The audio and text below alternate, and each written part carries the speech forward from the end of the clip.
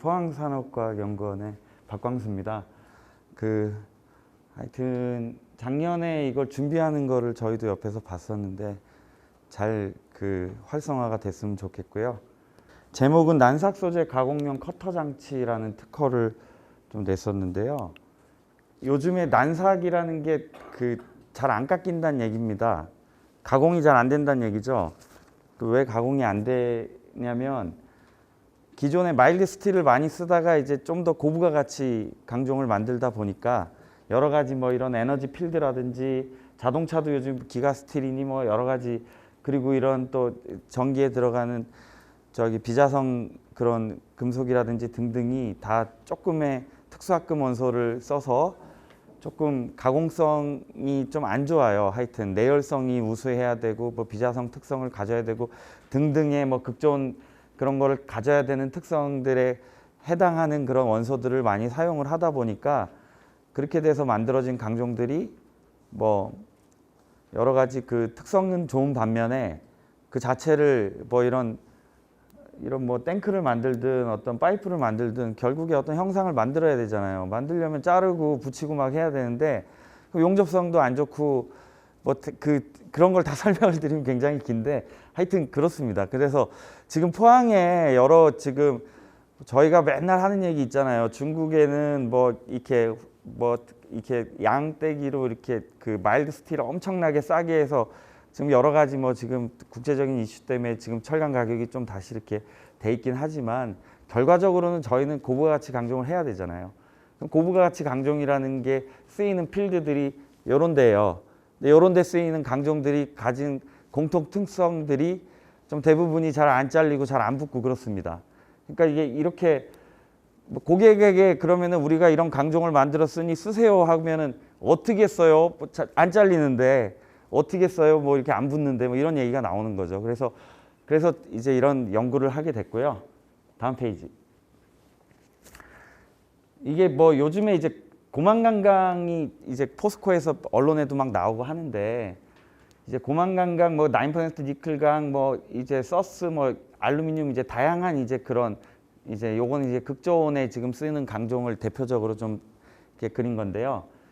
이제 요런 이제 뭐 인장 커브로 하면 이렇게 쭉 이제 스테인리스처럼 이렇게 좀 뭐랄까 이 연신율로 하면은 엘롱게이션이 한 40% 넘는 이런 특성을 가지고 있습니다. 그리고 강도도 이제 여기 뭐 하이만간이 이제 900도 있고 이제 기가 넘어가는 것도 있고 쭉 종류별로 많이 있는데 기본적으로 이제 요런 형태를 갖고 있는 강종들이 잘 가공이 안 됩니다. 그 이유는 이 스트레인이라는 게 이제 연성인데요. 이렇게 늘어나는 연신율인데 요게 이제 잘 늘어나는 애들은 끈적끈적하다는 얘기예요. 한마디로. 그러니까 잘 안 끊어질 거 아니에요. 이렇게 끝까지 들어붙어 있으려고 덕타일하다 그런 특성인데, 그러고 강성은 높으니까 거기다가 또 얘는 열전도도 안 좋아요. 그러니까 이제 가공한다는 거는 결국에 열도 같이 배출을 하면서 타다닥 이렇게 우리 채로 물을 막 이렇게 썬다고 생각하시면 싱싱한 애들은 잘 썰리잖아요. 요리할 때. 근데 그거를 이제 좀 약간 오래된 거 하면은 이렇게 좀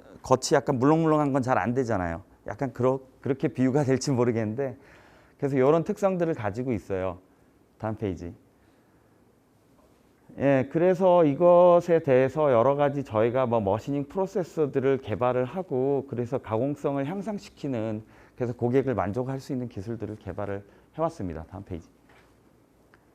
그래서 뭐 지금 이제 여기 이제 가공에 들어가는 여기 뭐 엔드밀, 터닝은 선반이고요. 드릴링 뭐 여러 가지 이런 터닝 센터라든지 이런 가공 기계들에 맞는 그런 가공법들이 요구가 됩니다. 다음 페이지. 요거는 이제 가공 쪽에서 얘기하는 머시너빌리티 피라미드라 그래갖고 위로 갈수록 이제 가공이 잘 안 되는 애들이고요. 세라믹이나 뭐 텅스텐, 카바이드 밑에 쭉 이제 이렇게 있는데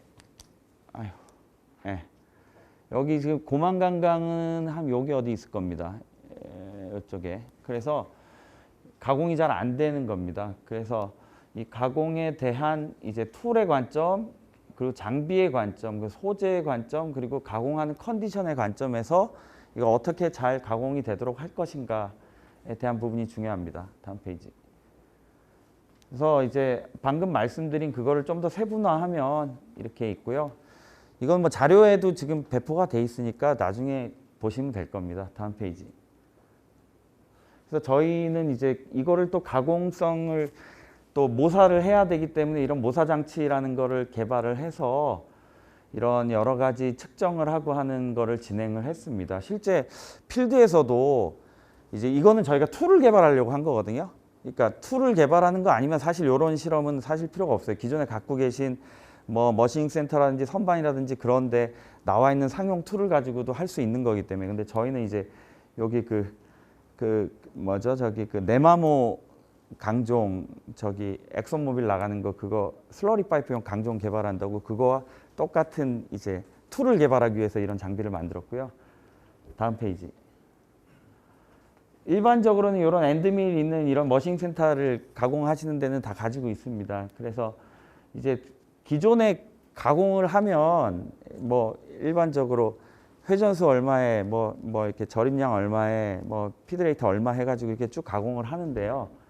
근데 여기에 좀 다른 거는 저희는 이제 다이나모미터를 여기에 장착을 해서 이 실제 공구에 걸리는 이제 절삭에 방해되는 하중이 XYZ로 어떻게 분포되는가를 가지고 조금 가공성 평가를 진행을 했습니다. 그래서 이런 부분은 일반 저기 업체에는 잘 보유하기가 어렵고요. 장비만 있지 이런 측정 기구들은. 그래서 이런 게 이런 어떤 센터 같은데 구비가 돼서 같이 이렇게 공용으로 이렇게 할 수 있고 하면 참 좋을 것 같습니다.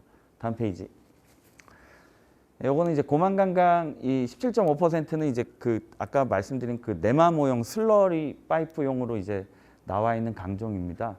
요거를 제가 넣은 이유는 이제 S45C랑 서스랑 이제 조금 비교하려고 이제 넣었는데 이제 뭐 다른 내용보다도 이제 요거는 이제 두드릴수록 강해져요. 그러니까 네마모 강제의 특징이 뭐냐면 이게 슬러리를 이렇게 운반하는 거거든요. 그러니까 이제 슬러리가 이 유정에서 기름에 쩔은 이 슬러리 진흙을 같이 빨아 당기면 그 안에서 이제 쭉 이제 화학 공정을 통해서 이제 기름 가스를 이렇게 빼내는데 그럼 그 슬러리를 이송을 시켜야 되잖아요. 그 슬러리를 이송하는 관이 안에 그 진흙에 뭐 돌도 있고 모래도 있고 이게 같이 막 지나가면은 그게 굉장한 마모 조건이잖아요. 그걸 잘 견뎌야 되기 때문에 내마모 강정을 설계할 때는 이제 가공경화라고 표현하는데 이게 계속 어떤 스트레스를 받게 되면 그거에 점점 더 표면이 점점 이렇게 강해지도록 그렇게 돼 있습니다. 그래서 이제 이런 식의 특성을 갖게 되고요. 다음 페이지.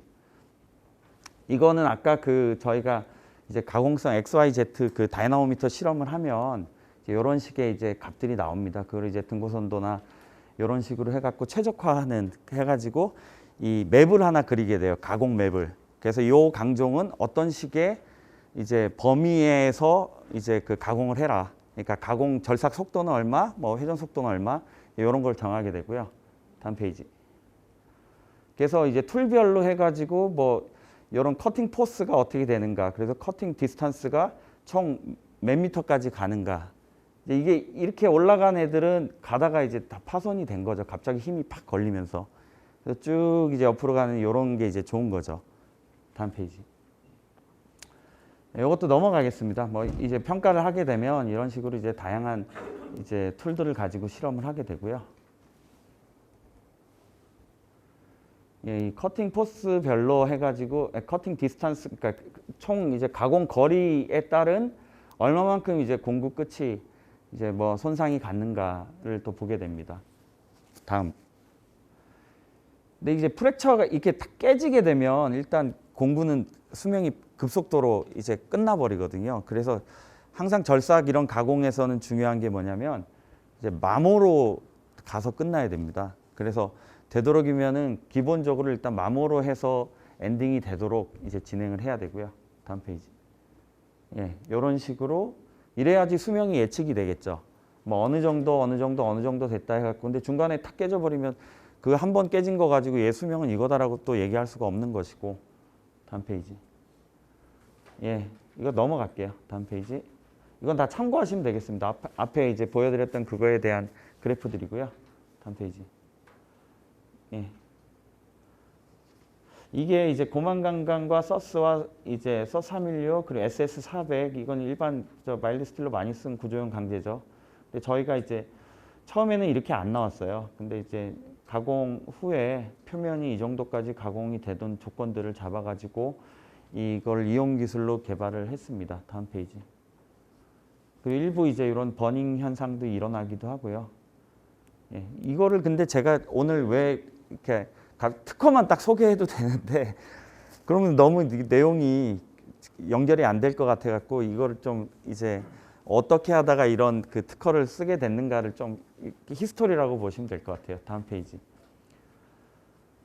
예, 지금 이제 LNG 탱크용으로 해서 많이 이제 극존에 대한 특성이 좋기 때문에 고만강강이 이제 탱크를 만들려면 이런 식으로 절단을 쭉 해야겠죠. 그러면은 이게 뭐 이 절단도 사실은 굉장히 좀 어렵습니다. 이 망간이 가진 열적 특성 때문에 이게 우리가 또 얘기가 길어지면 안 되니까 짧게 말씀드리면 하여튼 이 절단도 어렵고 가공도 좀 어렵습니다. 용접도 어렵고요. 근데 이제 그거에 관계되는 기술들을 개발을 해서 고객들이 사용할 수 있도록 그렇게 만들었다고 보시면 되겠습니다.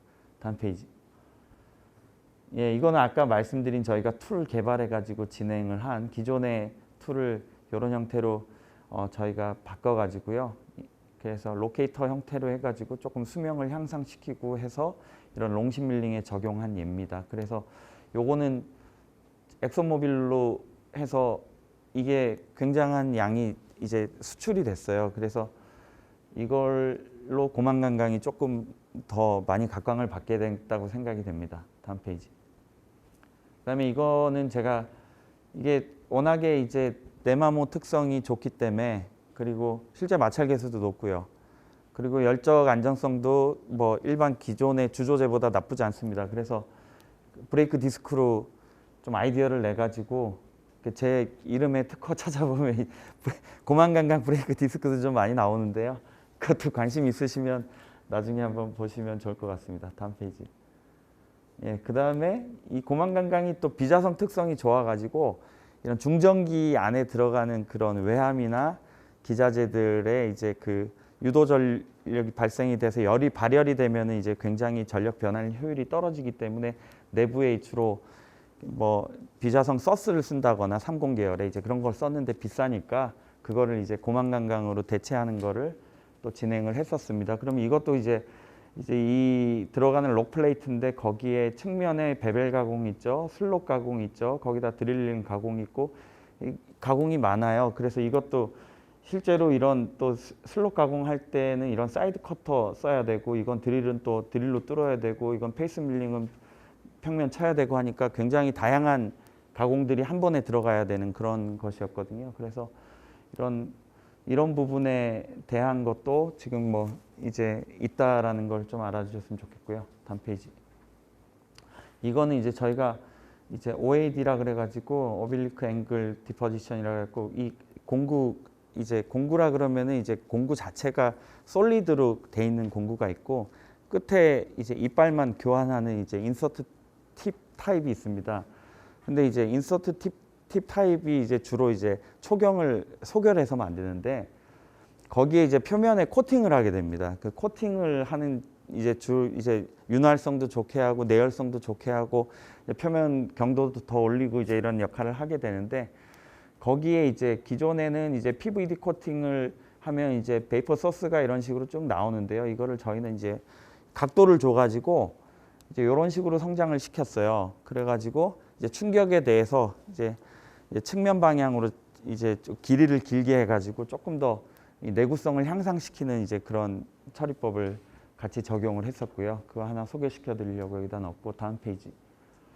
오늘 뭐 특허에 있는 이제 주된 얘기는 이러한 특성 때문에 이제 난삭 소재를 가공할 때 가장 중요한 게 그 소재가 가지고 있는 일단 소재에 대한 특성을 알아야 되고 그 다음에 공구가 이거를 결국에 이제 깎아내는 것이기 때문에 이게 엄밀히 말하면은 이제 연속 공구가 있고 이런 식으로 이제 단속 공구가 있거든요. 연속 공구라 그러면 드릴처럼 쭉 연결이 돼서 선반처럼 이렇게 쭉 칩이 쫙 나오면서 가공이 되는 건데 그거는 이제 조금 더 쉬워요. 근데 이런 단속 공구들은 딱딱딱딱 두드리면서 그때그때 쳐내기 때문에 이제 굉장히 충격도 많이 가고 요 끝에 이 각도에 따라서 이제 파손도 많이 일어납니다. 그래서 기존에 이제 페이스 커터, 이제 평면을 치는 페이스 커터는 전형적으로 다 이렇게 생겼습니다. 근데 이제 다음 페이지.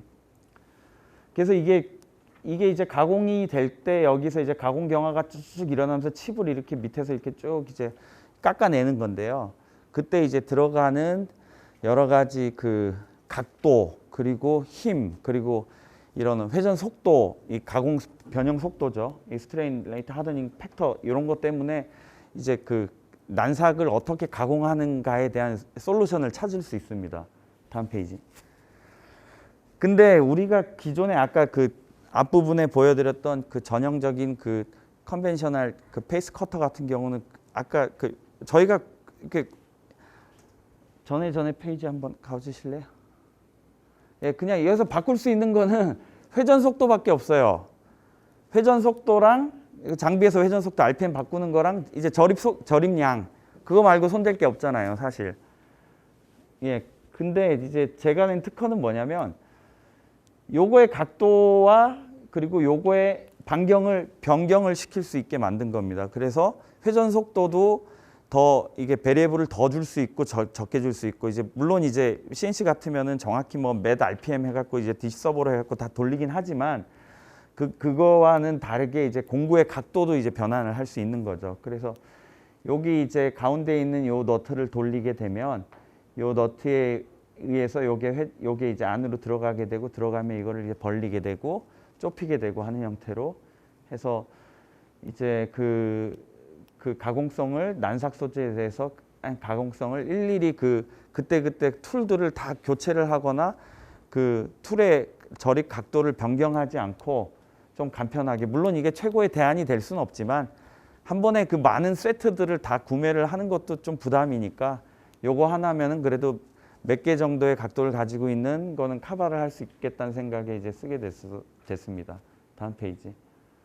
요거는 똑같은데 이제 여기에서 컨트롤하는 게 아니라 이제 측면에서 컨트롤하는 걸로 이렇게 돼 있어요. 그래서 왜냐하면은 저희가 그 장비에서 활용을 하다 보면 주로 이제 요 밑으로 넣는 것보다 옆으로 조절하는 게 편하니까요. 그래서 이거 말고도 이제 뭐 특허 검색하시면 윕스 그런데 검색하시면 그 포항산업과학연구원 박광수 해서 좀 찾아보시면은 유사한 뭐 가공 내지는 아까 말씀드린 뭐 브레이크도 있고 여러 가지가 있거든요. 그래서 관심 있으시면은 뭐 연락을 주시면 제가 도움 드릴 거 있으면 도움 드리고 그렇게 하도록 하겠습니다.